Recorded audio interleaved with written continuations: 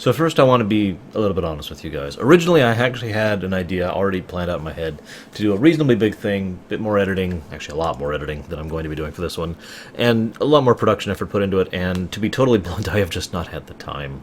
I know I'm not unique in this, but everyone else probably sympathizes with me in the fact that the holidays have destroyed my spare time. To give you an idea what I mean, I have not actually done any work on the show other than letting files process and upload for 2 weeks. Because I literally have not had time at all. I have been watching the little one and dealing with holiday crap. So, yeah. That being said, I did decide more or less on a whim. I did still want to push out the video that you're seeing right now. I'm sorry it's a little bland, but I thought about it and I decided this is a little more my style anyways, to be, you know, I mean, I try to put some production values into my thing, but at the same time I don't try to be fake. You know, I'm here to be honest and sincere. And you're going to be seeing me really honest and sincere because I've actually already taken my sleeping medicine for the night because I should have been in bed already.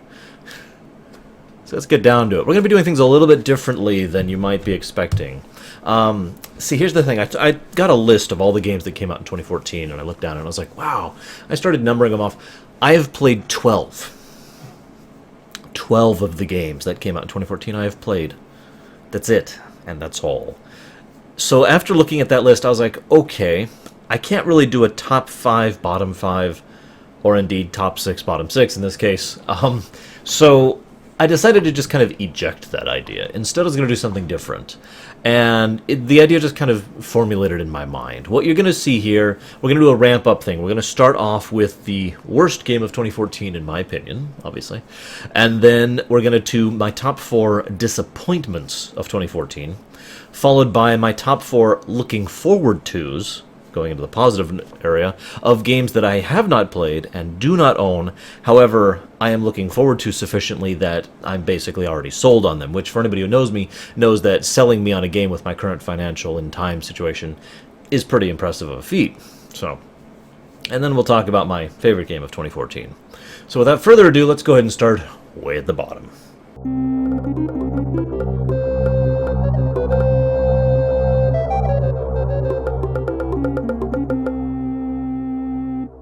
Now, the funny thing is, I've seen a couple of other people's best, worst lists of 2014, and for record, I was always kind of planning on doing this, so I've kind of had my overall list prepared in my head for a while, but the thing is, I haven't seen anyone else mention this game, and that's probably a good thing.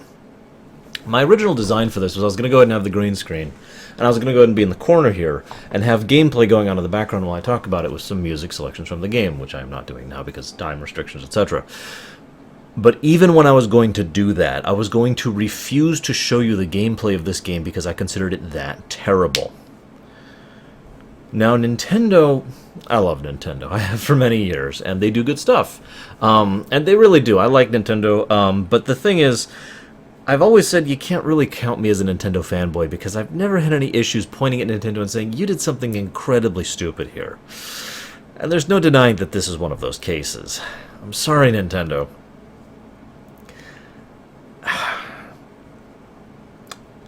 I'm just drawing out suspense at this point.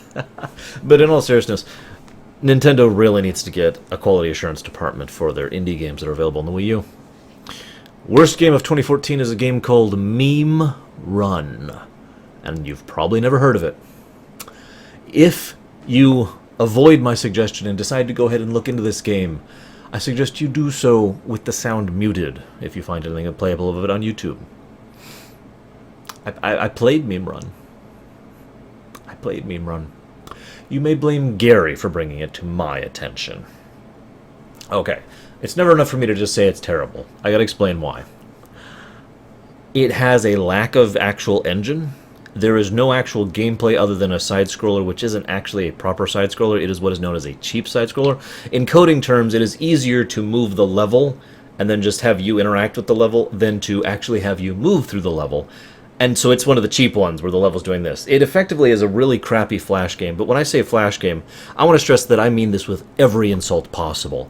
It is random clips with no sense or meaning put together, flung in just this shotgun onto the screen with really annoying either lack of sound effects and buggy sound effects, incredibly bad control system, which doesn't even register half the time, and there's no actual point or purpose in the game, and of course nothing even remotely approaching a story because it's a Flash game.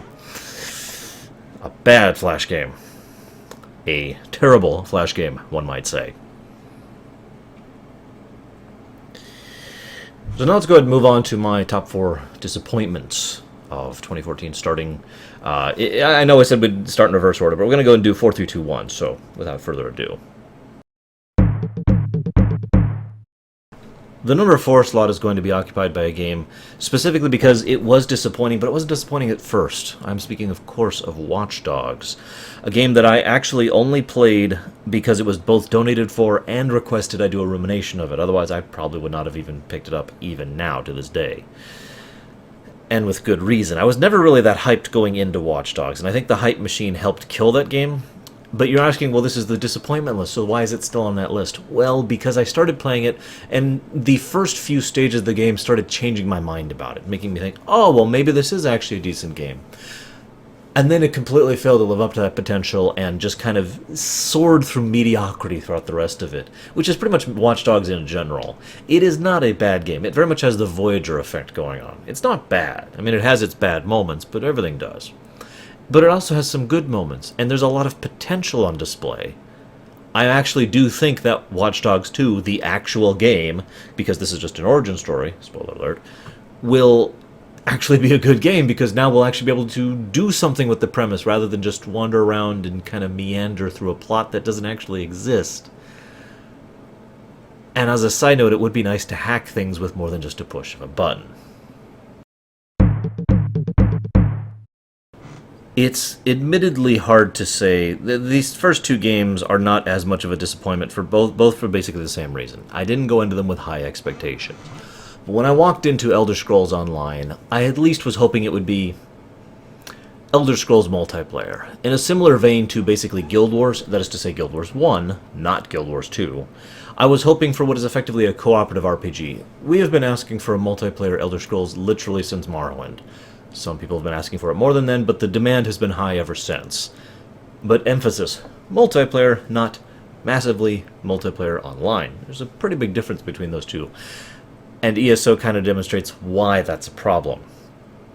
As a side note, I do think ESO might be worth a once-through once it goes free-to-play, if it is properly free-to-play. And yes, that's an insult. You might be surprised at this one's position on the list, because, again, this is a disappointment list, not a worst list. But it's also worth noting that every game on this list is a game I've actually played a little bit, or all the way through. In this case, I played a friend's copy and did not actually get all the way through it, because the game I'm referring to is, of course, Sonic Boom. Now here's the thing, the reason this was so disappointing to me wasn't just because Sonic Boom is a disgustingly, abominably terrible game. Oh, and it is a terrible, terrible game. But I was actually hoping for it to be, oh, I don't know, good, because the last few have been good. I actually like Sonic Colors, I actually like Sonic Generations, and I liked about half of Sonic Unleashed. So I was really looking forward to another good Sonic game. I was like, hell yeah, I'm with it. And then we got this, and I was so confused by that until I found out that the Sonic team, which made the previous games I just mentioned, did not make this game. And it was as if my eyes were opened. But seriously, this thing is a buggy pile of crap that literally I wish it never even touched reality's grasp, because it is nothing but an offensive addition to an otherwise... I mean, it's a franchise that has not exactly had a stellar career to begin with, and the fandom of Sonic can't even agree on what is good and what isn't within regards there, too. I've known people who really like Sonic 06. I've known people who really hate Sonic 2. And yet at the same time, I haven't seen nothing but universal revilement for this game, and if for no other reason than the fact that even people who defend the story, which is trite and pathetic and just a mockery of writing, it's literally, if you went to a 5-year-old and said, here, write this story, they'd probably come up with something better than this piece of crap. But on top of that, we have a game that is buggy as... It is so buggy that there are certain stages which are practically unplayable, and the voice clips are constantly yammering about stupid things like, I love jump pads, I love boost pads. I'm sorry, but a game where I have to mute the game to enjoy it is already having 2 of its legs crippled right out of the gate.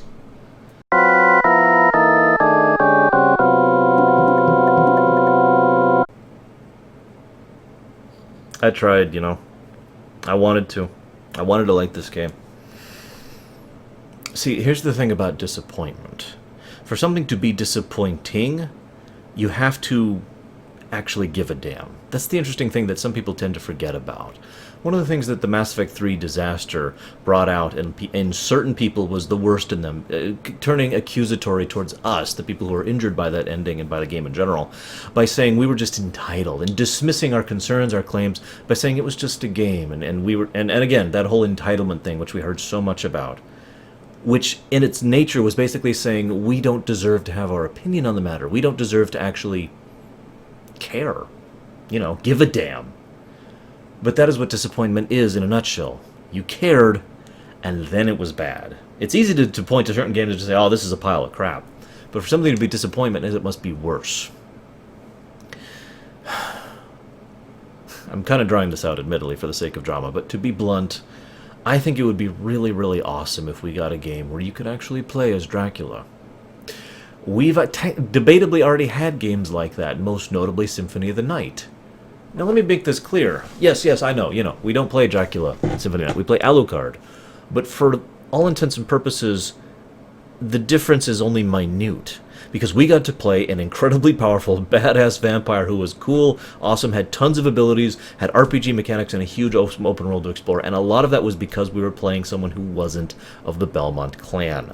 The additions to the story and the interesting twists and turns that adds to the character dynamics, I know there wasn't a lot of characterization in Soten, but at the same time, a lot of the characterization of Castlevania as a franchise began in Soten, because of that interesting dynamic of playing Alucard, or whatever his real name is.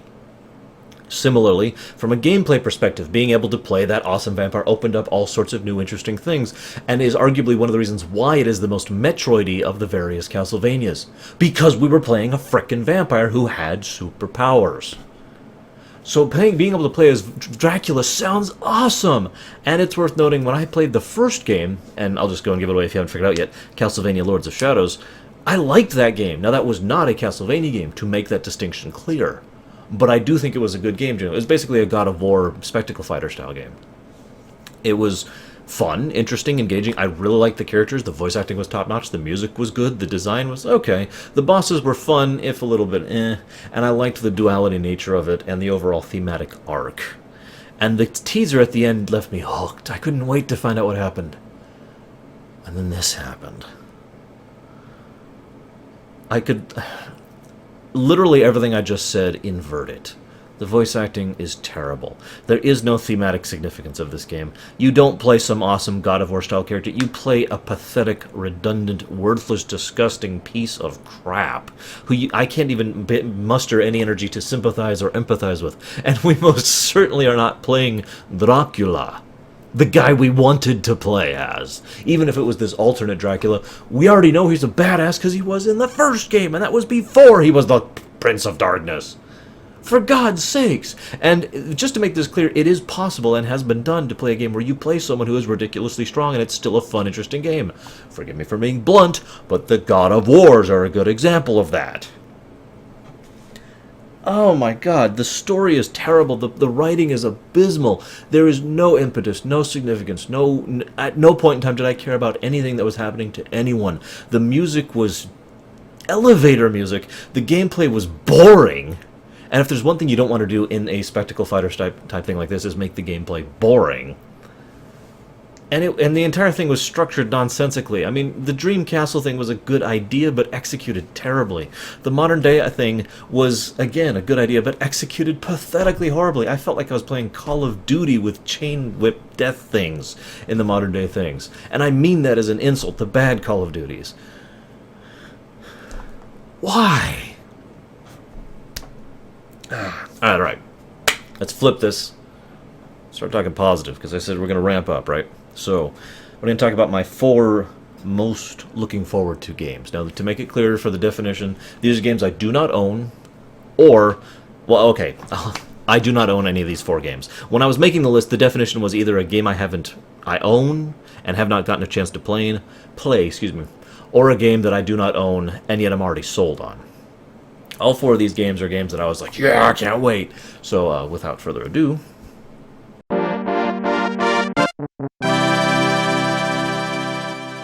Now, this is a game, I'm putting it in the number 4 slot because, honestly, it's the game I am most likely of these 4 to go ahead and buy on sale, rather than just pick up new, if money wasn't an issue for me. I know that sounds weird, but, I mean, obviously I would have picked up these games already if money wasn't an issue, which is kind of my point. I'm just going to go and jump ahead with this. Is, ironically, in an inverted twist to the previous game I just talked about, Shadow of Mordor, as opposed to Lords of Shadow.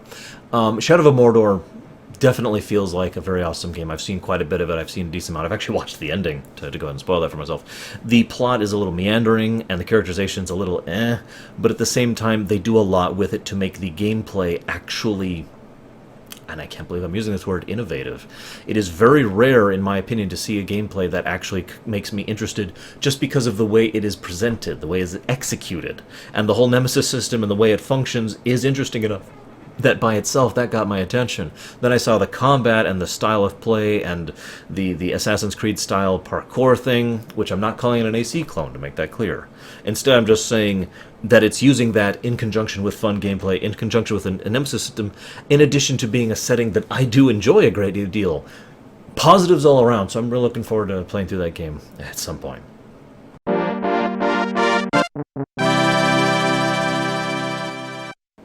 This one, admittedly, the top 3 were a bit of a jumble for which one got which slot. I decided to go and put this one here, mainly because, as much as I really want to play it, it is probably the game I will only play through once of the 3, whereas the other 2 I will probably play more than once. I'm referring to Pure Solar. Now, I paused there for a second because I imagine a lot of you have never even heard of this game. This is not me trying to show off my indie cred. I got lucky, and it was mentioned to me as an aside by a friend of mine who was watching its development a fair bit ago. And when it was finally released in an HD version on Steam, I was, oh yeah, this is going to be great. For those of you who don't know, to put it simply, Pure Solar is basically an old-style RPG. It was actually made basically for the Genesis. As in, you could actually play it on the Genesis. I'm not actually familiar if they ever actually produced the cartridge like was being claimed, so you'll have to look into that for yourself. But the fact that it's available on Steam with a HD polishing, which basically means it still has older style graphics, but they're at least prettied up a bit, was engaging to me. And it's basically a Secret of Mana style gameplay, old RPG type thing, which looks awesome, plays awesome. The story is, I mean, I saw a little bit of the story and then I basically shut it down. I was like, okay, I don't want to know anymore because I want to discover it as I go through. And for me, anytime I'm interested enough in a story that I want to know more and that I am willing to put it aside to learn it properly, that's usually something that's a big plus. So.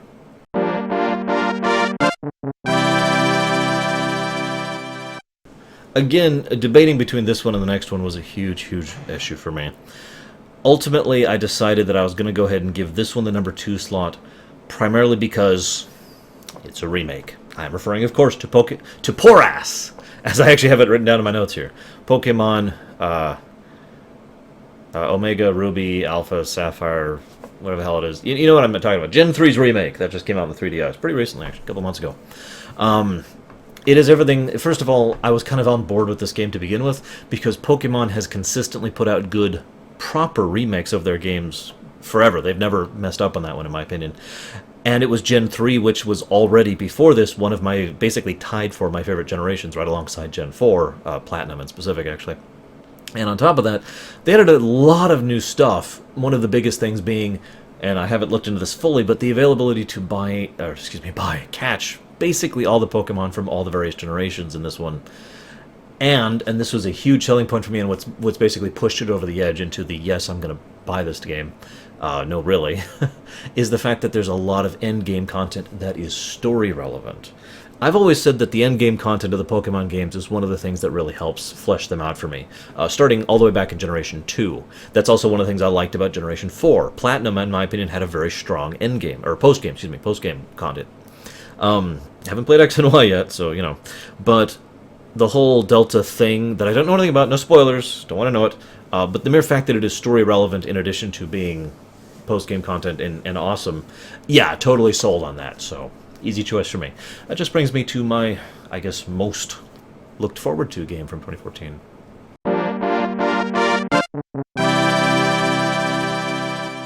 I have heard some legitimate complaints, legitimate grievances about this game, and I've heard a lot of positive things about it, but it is probably no surprise that this takes number 1 slot when it comes down to it, because Drumroll, please.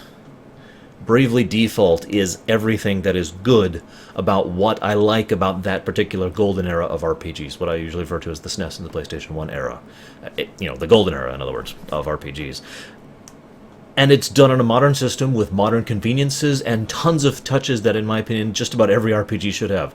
The on-the-fly difficulty slider, which is purely optional, and therefore purely for you, you don't get any benefit or detriment for changing the difficulty. The fact that you can just turn off encounters with a button press.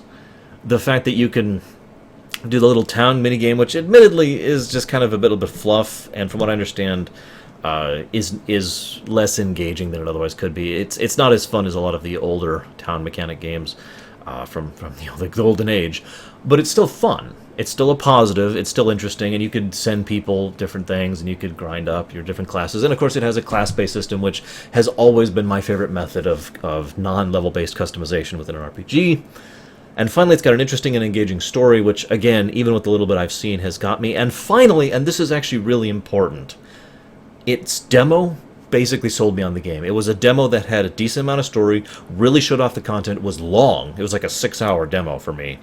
And, now granted, I was doing everything, but still. 6-hour demo, and they even talked to you, like, through the thing. And I mention that because that means they added dialogue and cutscenes specifically for the demo. They created content for the demo. That, to me, speaks volumes of what the developer's mindset is, and it is not that common to see developers with that mindset in this era. You do see it. It does happen. But it is most of the time you get a demo like, I don't know, say Metal Gear Solid 5, which I didn't even feel like deserved to be on this list, because paying $30 for a demo that lasts maybe 4 hours, that doesn't do any of those things, no, I'm sorry. So Bravely Default, definitely looking forward to that, super hugely forward. Now, let's go and talk about my game. Best game of 2014.